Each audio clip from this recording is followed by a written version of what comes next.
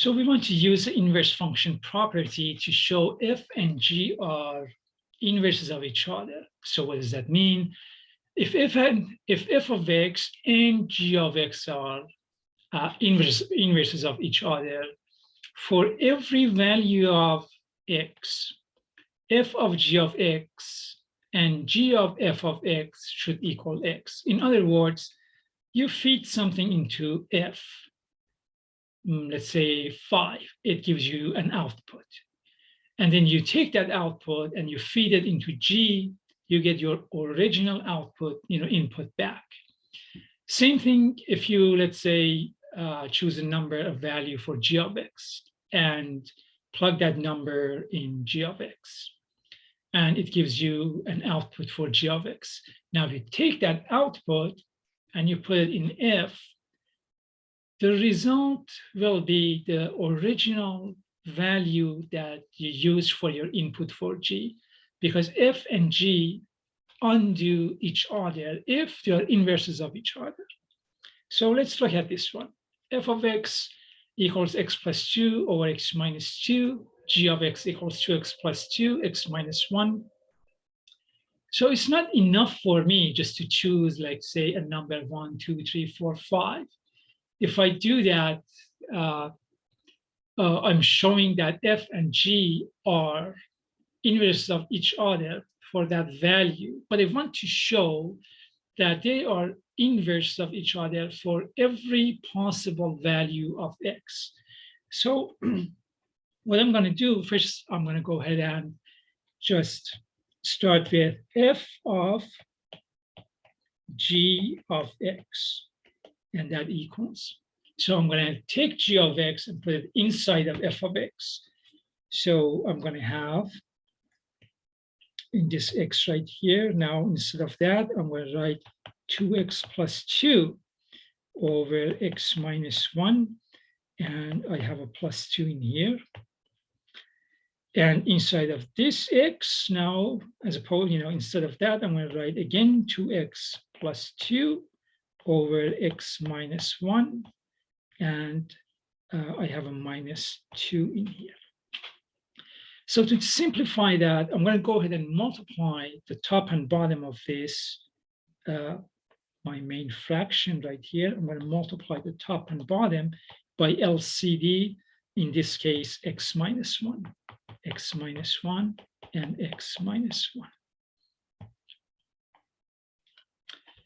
Okay, let me continue this in the next page. So going to the next page, now I have f of g of x equal. When I multiply x minus 1 to the numerator, I'm getting, let's see, 2x plus 2. And then I have plus 2x minus 2. On the denominator, I will have 2x plus 2 minus 2x plus 2. So that equals, on the top, I'm going to get 4x. On the denominator, let's see, cancel this. I'm going to get a 4. And now this simplify to x. So as you can see, f of g of x equals x for all values of x. How about g of f of x? So let's try that. Let me go to the next page.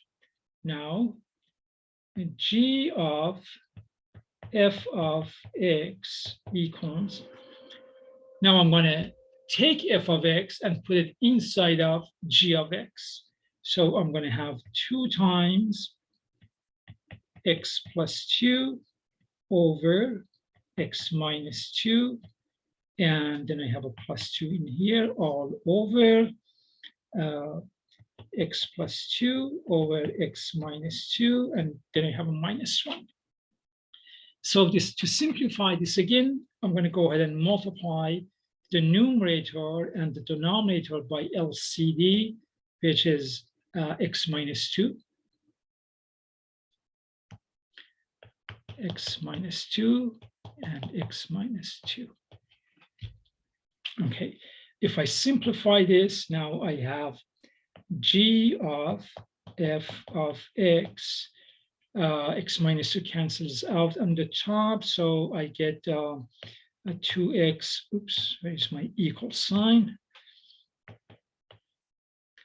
2x, then I have a plus 4, then I have plus 2x minus 4 over x plus 2 minus x plus 2. And let's see, what do I have on the top? Again, I get 4x. On the denominator, I get, let's see, cancel this, I get a 4. And as you can see, I can simplify that to x. Yeah. So as you can see, since f of g of x equals x and g of f of x equals x, we showed that f and g are inverses of each other. Let's do one more example.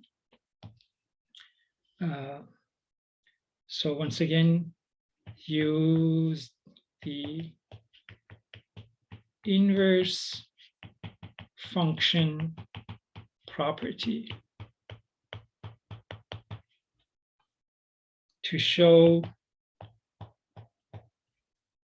f and g are inverses of each other. Okay, so let's say for f, let f of x equal x minus 5 over 3x plus 4, and let g of x equal 5 plus 4x over 1 minus 3x. Okay. The question here is, can we show that f and g, first of all, are they inverses of each other? We just can't tell by just looking at it. You can have a really educated guess if you graph them, but without graphing it, it's really hard to tell if they're inverses of each other. So using inverse function property, that tells us if f of g of x equals x and g of f of x equal x, then f and g are inverses of each other. So let's go to next page, and let's start with f of g of x. Going to the next page.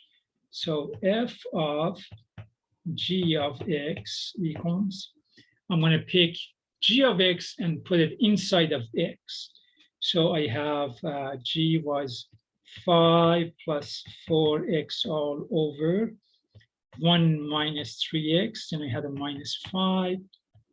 And that is, in the denominator, I had 3 times x, which I'm going to put now 5 plus 4x over 1 minus 3x. And I have a plus 4 in here. So maybe I'll clean this up just a little bit by writing it, the equal sign in here. So this is f of g of x. Okay. So what I'm going to do here, I'm going to go ahead and multiply the top and bottom of this, the main fraction, by LCD, which is 1 minus 3x. Now, so now f of g of x equal,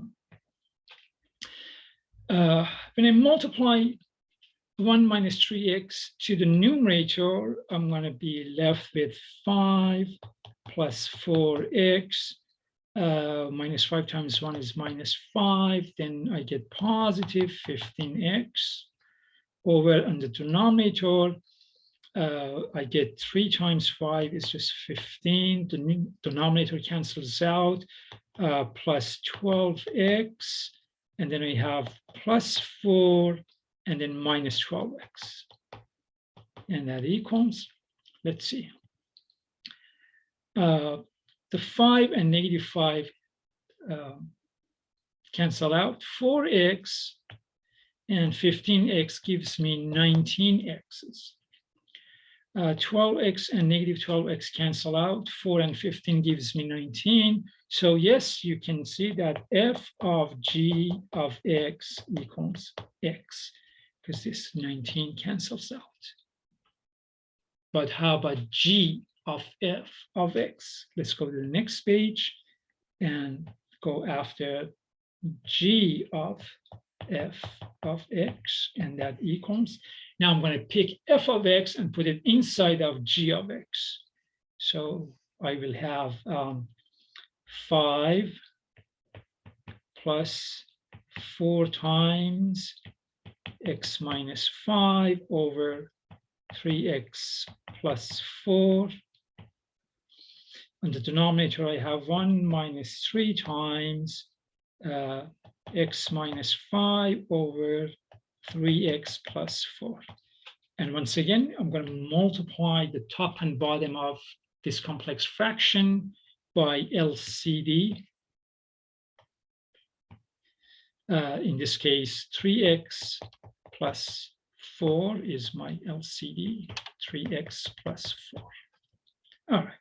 So now this equals, so g of f of x equals 5 times 3x gives me 15x plus 20. Then I have plus 4x minus 20 all over 3x plus 4 minus 3x plus 15.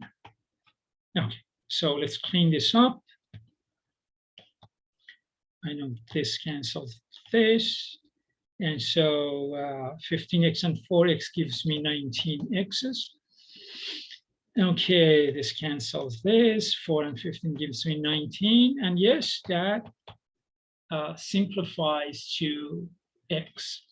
And since f of g of x equals to x and g of f of x equals x, now we know that f and g are indeed inverses of each other. All right, thank you.